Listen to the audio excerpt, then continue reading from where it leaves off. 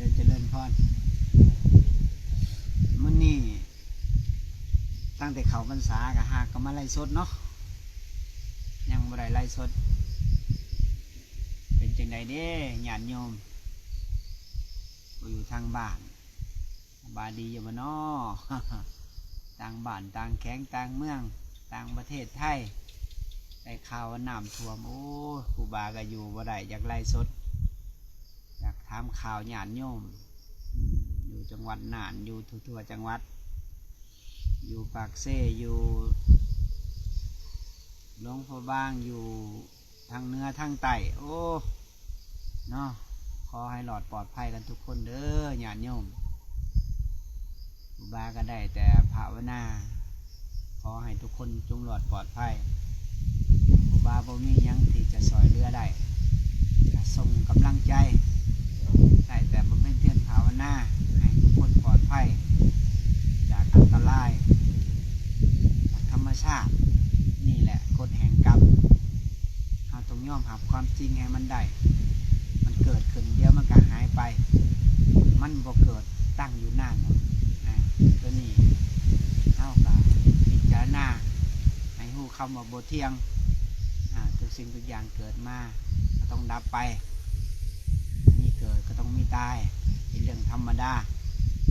เฮาก็ยอมรับความจริงให้มันได้แต่จิตใจเฮาก็สิมีความสุขบ่ทุกข์กับสิ่งที่มันหายไปปล่อยแต่ว่าเฮาไหลไปกับน้ำกับในคือว่าเฮาเคยทำลายสิ่งใดสิ่งหนึ่งมันก็มาทำลายเฮาตั้งอยู่ดับไปมันก็เป็นเรื่องของธรรมชาติเรื่องของอนิจจังเรื่องของความบ่เที่ยงในโลกใบนี้บ่มียังเที่ยงแท้แน่นอนความเที่ยงก็คือความตายของเฮานั่นแหละเนาะญาติโยมบ่ว่าอยู่เมืองใดแห่งใดก็ขอให้หลอดปลอดภัยต่างเมืองต่างแห่งต่างประเทศ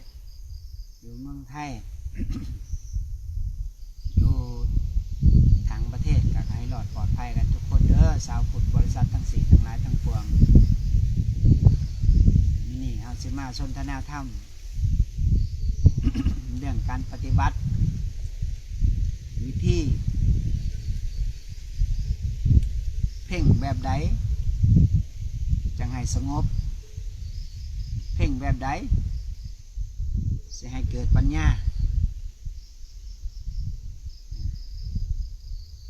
เพราะว่าทุกคนปรารถนาอยากได้ความสงบไปตั้งฐานไว้ก่อนว่าขอหน่อยภาวนาต้องมีความสงบเมื่อมันบ่สงบแล้วเป็นยังไงอย่าตุพุ่งซ่านมันพุ่งซ่านเนาะ เป็นยังมันถึงพุ่งซ่านของจักบอกยังพอใจย้อนว่าเฮาไปร่วม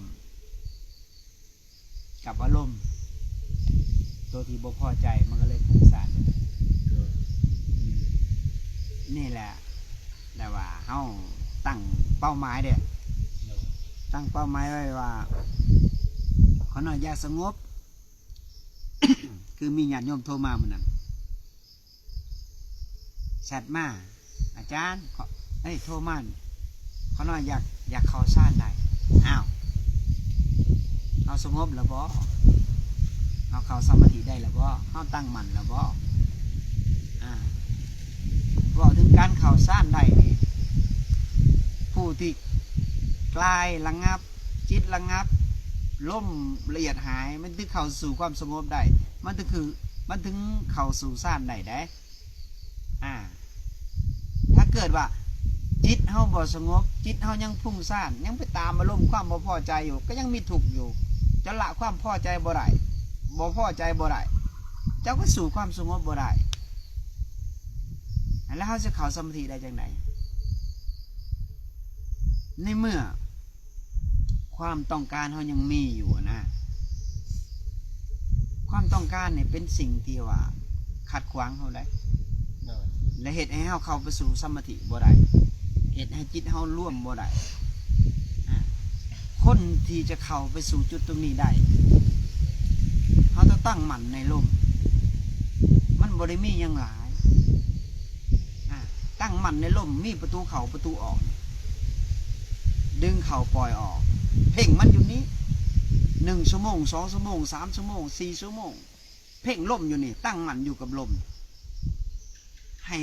สติมันตั้งมั่นให้สติมันแข็งแกร่งตั้งมั่นอยู่จังสิในเมื่อตั้งมั่นแล้วนะกายสงบถ้าเขาตั้งมันอยู่กับลมเลยกายสงบจิตสงบเวทนาก็จะบ่เกิดเมื่อเวทนาบ่เกิดแล้วลมละเอียดมันหายลมละเอียดหายไปปุ๊บจิตสงบปุ๊บนั่นเข้าฌานทันทีเลยเข้าสมาธิได้ทันทีเลยพอ3-4 ชั่วโมงแล้วนิ่งแล้วถือว่าเข้าได้ย้อนยังย้อนว่าเวทนามันบ่เกิดมันอยู่เหนือลมนี่คือการเข้าฌานคือเข้าสมาธิจิตระงับกายระงับเวทนาบ่เกิดแล้วถึงเข้าสมาธิได้เลยจิตถึงสงบได้คันเกิดว่าจิตบ่สงบกายบ่สงบยังเกิดเวทนาอยู่ยังเกิดฟุ้งซ่านอยู่บ่ได้เข้าสมาธิบ่ได้เข้าฌานเพราะว่าเฮายังถอนความบ่พอใจยังบ่ได้เลยคนที่จะเข้าสมาธิได้คนที่ถอนความพอใจนี่ได้คนที่ถอนความบ่พอใจนี่ได้จิตถึงจะสงบได้คือการบ่ยินดีบ่ยินหายคือการโอเปขานะสงบก็เหตุบ่สงบก็เหตุนี่เหตุไปเฮาบ่ต้องมียังตั้งมั่นไว้เข้าใจบ่คือการนั่งเอาสงบกับเอาปัญญานี่คือกันบางคนนี่นะพอนั่งเอาสงบก็นั่งยัน4-5 ชั่วโมงแต่เพื่อออกจากสมาธิปุ๊บมีคนบอกกระแทกหูหน่อยหนึ่งจิตพุ่งซ่านบ่พอใจละไปใส่อารมณ์กับการบ่พอใจละเดี๋ยวสมาธิมันก็หัวแล้วก็เข้ายากเองบัดนี่แหละเฮาบ่ทันจิตเฮาการนั่งสมาธินี่นะการนั่งเอาปัญญานี่นะสงบก็เหตุบ่สงบก็เหตุมันพุ่งซ่านก็เหตุบ่พุ่งซ่านก็เหตุเบิ่งมันให้ฮู้ท่านจิตที่มันเกิดขึ้นฮู้ท่านสภาวะที่มันเกิดขึ้นมันบ่สงบบ่โอ้ฮู้มันบ่สงบนี่คนอย่างเอาปัญญาแหละมันสงบบ่โอ้เฮาก็ถอนความพอใจออกไปมันบ่สงบถอนความบ่พอใจออกไปเฮาก็นั่งเบิ่งมันเบิ่งสภาวะที่มันเกิดขึ้นนี่คนเอาปัญญาได้สงบก็เหตุบ่สงบก็เหตุตัวนี้คู่มือนี่ส่วนร้ายเนี่ยอยากได้อย่างเดียวอยากได้สิ่งไหนรู้จักบ่สิ่งตัวเองพอใจพอพ่อแม่ครูบาอาจารย์ตักเตือนมันก็บ่พอใจเมื่อบ่พอใจก็เป็นทุกข์แล้วมันก็ซิกลาออกไปย้อนหยังย้อนความตัวเองบ่พอใจก็จะบ่พ่อแม่ครูบาอาจารย์เตือนบ่ได้และไผสิเตือนได้ใช้จะบอกว่าศรัทธาแบบใดศรัทธาตนเองให้คนอื่นเขาเคารพในการตัดสินใจตัวเองเฮาบ่ได้มาพึกนี่อันนี้เฮามาแบบความพอใจแม่นบ่ต้องการความพอใจพ่อแม่ครูบาอาจารย์ตีเตียนก็บ่ได้เว้าก็บ่ได้แล้วมันสิได้สมาธิได้จังได๋แม่นบ่ตัวนี้ได้เฮาการพึกนี่นะทุกสิ่งทุกอย่างมันเป็นการพึกหมดพึกสภาวะพึกอารมณ์พึกเห็นความเกิดดับพึกละความพอใจพึกละความบ่พอใจมันเกิดยังขึ้นเฮาฮู้ทันมันเฮาระงับไว้เฮาบ่ไปตามอารมณ์สิ่งที่มันเกิดขึ้นถ้าเกิดเฮาตามอารมณ์เฮาก็ตามความพอใจเฮาก็ตามความทุกข์เลยจิตเฮาก็บ่สงบเลยผู้พึกกับผู้หมัดลัดตัวเองให้มีความทุกข์เพิ่มขึ้นมันต่างกันเด้ผู้พึกก็จะได้พึกทุกสิ่งทุกอย่างพึกเมื่อพึกแล้วปิติมันจะเกิดศรัทธามันก็จะเพิ่มนะไพ่ว่ายังมันจะอิ่มเอิบมันจะบ่หายอันนี้คนพึกเบิ่งอารมณ์ตัวเองบ่ให้ตามในอารมณ์ตัวเองที่เกิดขึ้น นี่คือคนพึกคันคนที่บ่พึกหันคนมาตามความพอใจอะคนมาฟังตัวเองเด้มันหลัดความพอใจเด้เมื่อมันบ่พอใจกับพุ่งซ่านเลยกับเครียดแค้นอาฆาตพยาบาทใส่ลงทิฏฐิมานะเถียงใส่ลงอัตตาเพิ่มขึ้นรออย่างเดียวรอมือระเบิดปุ๊บสุดท้ายมาซิกเห็นบ่ โดย นั่นไปบ่ได้ โดย นักคนบ่ได้มาพึกเข้าใจบ่นี่แหละเฮาจังว่าเฮาพึกเอาสงบซื่อๆเฮาบ่ได้พึกเอาปัญญาเข้าใจบ่คันพึกเอาสงบนี่จิตมันเกิดย่ำใดเฮาไปตามจิตตามความบ่พอใจมันรอมือระเบิดอย่างเดียวมันหัดเขานี่คือมัดรัดตัวเองลงไปสู่อบายได้ความบ่พอใจนี่มันเพิ่มความอาฆาตพยาบาทเด้นี่แหละคนบ่ทันจิตบ่ทันความคิดตัวเองเจ้าสิฮู้ยังก็ฮู้ในประธรรมคำสอนนี่คนฮู้ผู้ฮู้กับผู้ถือฮู้นี่หลงฮู้และก็หลงที่ถือฮู้พร้อมแต่ว่ามันมีผู้หนึ่งที่เบิกบานสติไปคุมมอฮู้นี่แม่นไผฮู้แม่นไผที่ถือฮู้โดย ฮู้ว่ามันฮู้จักหยังเจ้าจะฮู้จักหยังก็แล้วแต่ขอเพียงเจ้าฮู้จักตัวเองฮู้จักสภาวะที่มันเกิดขึ้นฮู้จักความพอใจหรือบ่พอใจมันเกิดขึ้นแล้วมันดับไปมันดับตอนใดมันเกิดตอนใดนี่คนฮู้ของแท้ฮู้จักตัวเองไหนบ่แม่นว่ามีความฮู้หลายๆและไปเทศหรือว่าไปสอนผู้อื่นเขาเมื่อผู้อื่นเขาบ่รับฟังแล้วเฮาเกิดเป็นทุกข์บ่พอใจตัวนี้บ่ได้นะเขาเอิ้นว่าเลี้ยงลงฮู้ลงฮู้อยากสอนแล้วก็พุ่งซ่านอันนี้คือผู้ฮู้คันผู้มีสติเด้ไปคุมพวกฮู้นี่พวกตึกฮู้นี่ละสองอย่างนี่เอาฮู้อย่างเดียวคือเอาสติไปคุมฮู้จักมันเกิดอย่างขึ้นเขาก็ปล่อยดับไปเห็นมันบ่ได้ครับปล่อยหรอกแค่เห็นมันสื่อมันก็ดับไปเห็นมันก็สื่อมันก็ดับไปเฮาบ่เอาอารมณ์ไปยุ่งเกี่ยวกับตัวที่ถือฮู้ตัวก็ถือฮู้นี่สองอย่างนี่มันฮู้ปุ๊บโอ้มันฮู้เนาะบ่แม่นเฮาฮู้ได้มันฮู้ฮู้แล้วมันเป็นจังไดเบิ่งสภาพว่ามันจอเบิ่งคือสังเกตเบิ่งเห็นบ่เวลาเฮาเฮ็ดหยังเฮาสังเกตเบิ่งจะเฮ็ดหยังจงกรมอันยังจะกระทบเข้าหูอันยังจะกระทบเข้ามาทางกายทางจิตกลางคืนมาเวลามันเปี่ยวดึกๆมาเวลามันเปี่ยวเข้าใจบ่มันกระทบมาหูมันซื่อโอ้มันย่านก็หูมันย่านเข้าใจบ่ขาอ่อนก็หูว่าขาอ่อนคนหัวลุกก็คนหัวลุกก็หูมันซื่อมันเป็นมโนจิตมโนภาพเกิดขึ้นที่เฮาทุกข์ย้อนหยังย้อนเฮาไปเสือมโนภาพเข้าใจบ่จิตมโนขึ้นมาเฮาไปเสือมันปรุงแต่งขึ้นเลยแบบนี้ ไปเสือแล้วเฮาไปยึดมันว่าเป็นของจริงเป็นของจริงแล้วทีนี้เฮาก็เลยถูกกับมันก็เลยภาวนาข่าวต่อไปบ่ได้ตัวนี้นะถ้าเกิดเฮาสังเกตจิตคักๆนี่เห็นบ่ช่วงตีคุเฮาเข้าพิวสาดุเข้าทำดุเพื่อหยังเพื่อเห็นจิตตัวเองนี่การเฮาภาวนาหลายคนเนี่ยเพื่อหยังบ่ได้ว่าไปกดผู้นั้นกดผู้นี้เพื่ออันนี้ที่นั่งรวมกันเนี่ยเฮาเป็นครูบารมีกันหมดนะครูพึกกันหมดนะทุกสิ่งทุกอย่างเนี่ยเป็นครูพึกกันหมดมันเกิดดับเลยอันนี้คือของธรรมชาติเข้าใจบ่ถ้าบ่มีเกิดดับคือหยังคือความตายคือทอนใหม่บ่มีเกิดแล้วมันตายแหละคันกราบใดยังมีชีวิตอยู่มันยังมีเกิดดับเข้าใจบ่ถ้าเกิดเฮาเพ่งล่มบ่ให้มีความเกิดดับเลยมันเกิดยังขึ้นบ่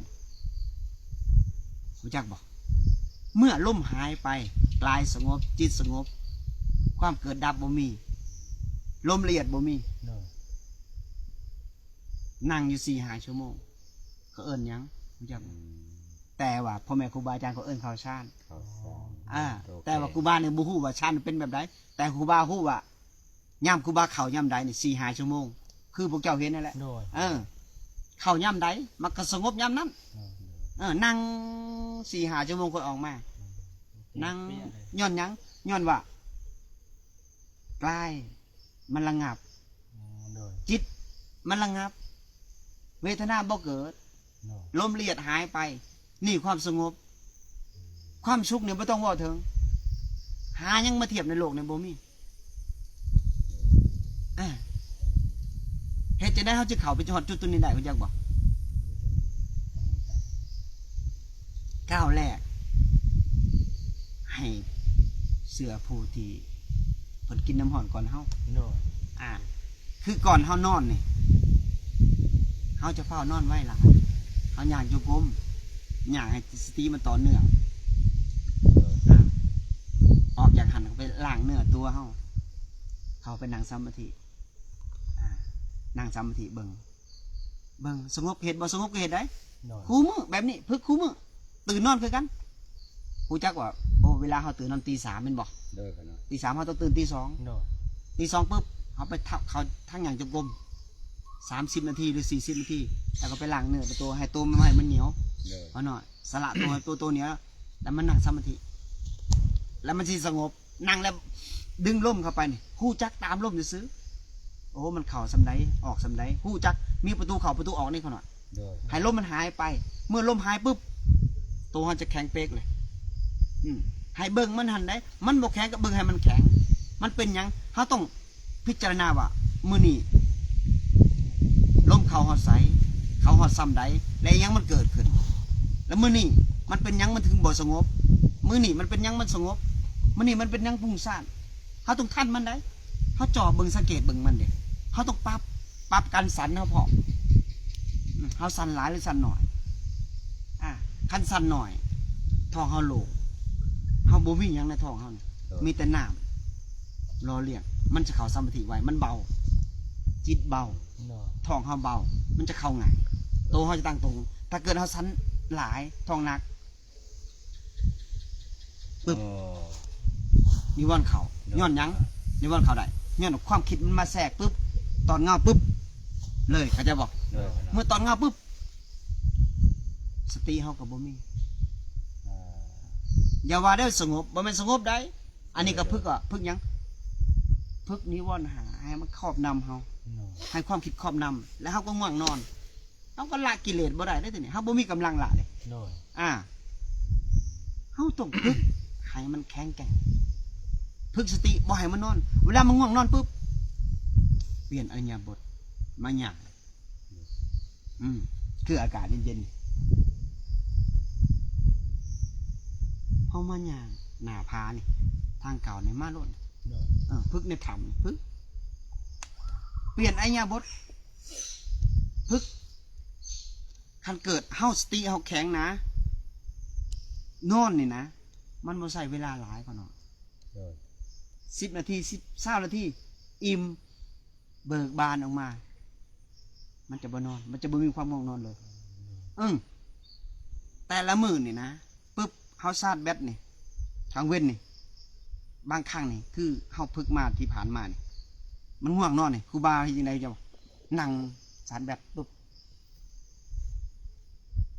ดึงลมเข้าปึ๊บจะมา5 นาที10 นาทีปึ๊บออกจากสมาธิมันจะสว่างเลยมันจะบ่ง่วงนอนเลยแต่บางครั้งมันตอดเงาปุ๊บขึ้นมานะอยู่ได้18 ชั่วโมงบ่มีความง่วงนอนเลยกำลังมันแข็งแกร่งได้ต้านตัวนั้นเนาะขนาดต้านดีวอนนี่เลยแค่ชาร์จแบตนาทีเดียวนะแค่บ่ฮอดวิตอดเงาปุ๊บขึ้นมาเนี่ยมันอยู่ได้แต่มือเลยย้อนยังย้อนว่าจิตมันอิ่มมันสติมันแข็งกล้าเลยสมถะมันบ่อยากนอนเลยสมถะมันแข็งแกร่งเลยมันเป็นหลักพวกถอนความพอใจบ่พอใจออกได้ความสุขมัน5-6 ชั่วโมง7-8 ชั่วโมงเจ้าจะอิ่มเจ้าจะสังเกตเลยโอ้มื้อนี้บ่มีทุกข์ย้อนยังบ่มีทุกข์เจ้าจะสังเกตเบิ่งไหมย้อนยังบ่มีทุกข์ย้อนสมถะมันแข็งแกร่งย้อนมันถอนความบ่พอใจได้ถอนความพอใจได้มันเลยบ่มีทุกข์เลยทุกคนนี่ทุกข์ย้อนยังย้อนความบ่พอใจรากเหง้าของทุกข์ยังคือตัณหาคือความอยากหยัง อันนี้ก็ของเฮาอันนี้ก็ของเฮาหน้ากูสวนกูหน้ากูควายกูงัวกูของกูลูกกูเมียกูแต่ลืมพิจารณาว่าเฮาเกิดมามีแต่โตเฮาบ่ได้มีหยังแม่นบ่ แม่น เฮาเกิดมาตัวเวลาไปแต่โตแม่นบ่ โดย เฮาลืมพิจารณาไปแล้วก็ยึดเมื่อบ่ได้ดังใจก็ถูกกับมันอันนี้คือกันนักภาวนาเฮาคือกันอยากสงบพอบ่ได้ความสงบเด้พอครูบาอาจารย์ตีเตียนน่ะแทงกิเลสแทงถึกเป้ามัน ซักเขา สักยาถึกเป้ามันคนไข้หมอรักษายาโรคชักยาถึกเป้าปุ๊บ เจ็บก้นติ มันอยู่มันออกหอดเด้มันแทงถึกเป้าเด้ โดย แทงถึกกิเลสมันออกหอดออกร่นในภัยใหม่แล้วบัดนี้ก็วนก็ว่าแล้วบัดนี้ถ้าคนมีสติมีปัญญาน่ะโอ้พ่อแม่ครูบาอาจารย์มาตีเตียนถึกเป้าแต่นอกมือหนามันสงบได้จิตมันจะดิกขามันจะสั่นอยู่แต่เฮาเห็นจิตเฮาอดทนปุ๊บมันจะจางออกมันสว่างขึ้นได้เอาวิชาเริ่มเปิดได้ โดยขนาด ถ้าเกิดจะบ่มีความอดทนเอาวิชาก็ปิดเจ้ารัดเจ้าเข้าไป หัวใจก็เต้นตับตับตับ เอาวิชาเนี่ยคือนิวรณ์หา โดย ครอบนำปิดเจ้าทุกภพทุกชาติถ้าเจ้าบ่ให้โอกาสตัวเองถ้าเจ้าให้โอกาสตัวเองยอมหาฟังยอมอดทนยอมอดทนต่อพ่อแม่ครูบาอาจารย์ตีเตียนยอมเบิ่งมันเบิ่งตัวเองแบบไปเบิ่งผู้อื่นอย่าไปตีเตียนผู้อื่นยอมเป็นคนโง่ยอมไม่เพิ่นด่าเฮายอมเพิ่นว่าเฮายอมเบิ่งมันคักๆนี่นะเวลาพ่อแม่ครูบาอาจารย์ให้มันนี่นะมันเป็นจังไดมันคือถูกแท้มันอยากหยังมันอยากได้หยังมันต้องการหยังในโลกใบนี้มันมีหยังเอาไปได้ถ้ามันเบิ่งปู่ย่าตายายเฮาคือตายมาแล้วพ่อแม่เฮาคือตายมาแล้วผู้ย่างก็ยังแต่ปู่ย่าเฮาได้ไปมาแล้วมันบอกมันเอายังไปนำเอาไปได้บ่งูสวนให้หน้าตาต้ม ยังคือเก่า เพื่อนสันยังคือเก่ายังไปเฮาแล้วเฮาสิเอายังไปได้เฮาพิจารณาแม่เฮามีบุญนักหนาได้เฮาได้ใส่ผ้าเหลือง สาธุ เฮามีบุญนักหนาได้เฮาได้บำเพ็ญเพียรภาวนาเฮามีบุญนักหนาได้แลกอริยทรัพย์ โดย ได้ไปต่อบุญต่อบุญ โดยเนาะ อย่าเอาบาปต่อบาป ในชาตินี่เนาะ จะสิมียังเอาไปได้เฮาต้องมีสติปัญญาได้เห็นบ่ 100 ปีเนาะ เปรียบเสมือนนี่นะครูบาเมื่อสอนไปบิณฑบาตครูบาเหลียวเห็นเป็ดหากินขี่กี่เดือนครูบาเลยปัญญามันแตกปังออกมาโอ้คนเฮาบ่แตกต่างกันมั้งหากินแล้วก็ขี่แล้วก็แก่แล้วก็เฒ่าแล้วก็ตายย้อนหยังย้อนอวิชชาขอมนำย้อนความพอใจขอมนำมันย้อนความบ่พอใจขอมนำมัน ปัญญามันเลยบ่เกิด คนเฮาคือกันคันกินหากินหาลิ้นเพลิดเพลินในการกินกันอยู่กันนอนบ่มีสติปัญญามันก็บ่แตกต่างกับเป็ดกับไก่กับงัวกับควายล่ะวะ โดย มันจะแตกต่างหยังแตกต่างแต่ว่าเป็นมนุษย์เว้าได้ซื่อๆแต่บ่มีปัญญาเอาตัวเองออกจากทุกข์เอาตัวเองออกจากนรกมันจะแตกต่างหยังกันแม่นบ่ โดย ไปกลางคืนนี่ครูบาไปนี่ออกมาแต่บ้านเจองัวเจอควายผ่านปีภาษาแมวแลนตามก้นงัวแลนตามก้นไปพิจารณาเห็นมันโอ้เป็นนาสังเวชแต่เด้มันคือถูกแต่เด้แต่คนบ่มีสติปัญญาจะหากินมาในลำบากเพื่อหยังเพื่อปากเพื่อท้องและมื้อใดเขาจะออกจากความลำบากได้มื้อใดจะออกจากความทุกข์ไปได้แต่เฮาบ่มีสติปัญญาพระพุทธเจ้าสอนเฮาคือบ่ยอมเปิดเอาพระธรรมคำสอนเข้าสู่จิตสู่ใจเฮาถิ่มอันที่ประเสริฐสูงสุดโดย ให้พึกจิตพึกใจให้ละให้ถอนความบ่พอใจเฮาคือบ่ถอนเฮาคือโง่เฮาไปเลือกมันเองไหนมันบ่ได้อยู่กับเฮาไหนแต่เฮาเลือกที่จะเอามันไหนมันบอกครูบาแดง เฮาเลือกบ่เวลาครูบาอาจารย์ว่าบ่พอใจถูกบ่ย้อนหยังมันถูกย้อนเฮาบ่พอใจเข้าใจบ่แล้วคือเฮาบ่ถิ่มมันน่ะเฮามีปัญญาน่ะลูกพี่โบคือว่าเฮาบ่ถิ่มมันฮะเครียดอาฆาต 2-3 เดือนเฮาอย่าสิเป็นคนจังซั่นเฮาต้องมีปัญญาได้เด้อขน่อยเด้อทุกคนให้มีปัญญาได้คันเฮามีปัญญาเพียงพอที่ถอนความบ่พอใจออกได้ถอนความพอใจออกได้ปัญญาเฮาสิเกิดได้คันสิ่งนี้บ่ออกจากจิตเฮานะเฮากับปัญญาเฮาก็สิบ่เกิดเฮาก็สิหลงหยังหลงในความพอใจหลงในความบ่พอใจอยู่หั่นแหละไผชมแน่ก็ภูมิใจโอ้รอยยิ้มเบิกบานกิเลสไผเต็กเตือนหน่อยนึงโอ้ถูกแล้วบ่พอใจปัญญาเลยบ่เกิดมันติดตัวนั้นไปใส่บ่ได้ก็หน่อยแม่ทุกสิ่งทุกอย่างในโลกใบนี้คันจะถอนตัวนี้ได้นะความสุขมันจะเกิดขึ้นกับเฮากายสงบจิตสงบลมละเอียดหายใจจะเข้าสมาธิได้เข้าฌานได้3-4 ชั่วโมง 4-5 ชั่วโมงแล้วแต่เหตุแล้วแต่ปัจจัยที่จะสร้างเหตุมาได้สำใดก็เอาสำนักให้มีสติปัญญาอย่าสุนังอสงบลายินบอกขบแดงเอาปัญญาแน่อย่าจะตามความพอใจถอนความพอใจนั่งเอาปัญญาสงบกับเหตุบ่สงบกับเหตุให้หู้ท่านว่ามันเกิดเนี่ยขึ้นเข้าใจบ่ให้หู้ท่านสภาวะของจิตตัวเองอย่าเอาความหู้เข้าใจบ่ให้หู้จิตตัวเองพ่อความหู้หมดทุกสิ่งทุกอย่างกิเลสไม่ให้หู้กว่าเจ้ามันหู้แหละว่าสิ่งนี้มันเป็นอย่างนี้และเป็นยังมันบ่สงบรู้จักบ่ย้อนยังก็ย้อนมันหู้ก่อนแล้วมันบ่สงบหู้หมดทุกอย่างในโลกใบนี้แต่บ่ฮู้จักตัวเองมันก็เลยบ่สงบคันจะฮู้จักตัวเองเดี๋ยวมันโอ้ฮู้จักมันบ่พอใจถอนออกปุ๊บสงบบ่ขน่อยนี่ต้องนี่ได้กันหน่อยพระพุทธเจ้ายังบอกอยู่เลยว่าให้เฮามีประสบการณ์ในฮู้จักตนเองผ่านประสบการณ์แล้วสภาวะของจิตล้วนๆมันเกิดที่จิตมันดับที่จิตเข้าใจบ่ไฟ3 กองคือไฟยังกันหน่อยโลภะโทสะโมหะมันบอกกันหน่อยถ้าถอนออกไปแล้วมันจบบอกกันหน่อยมันก็เย็นบ่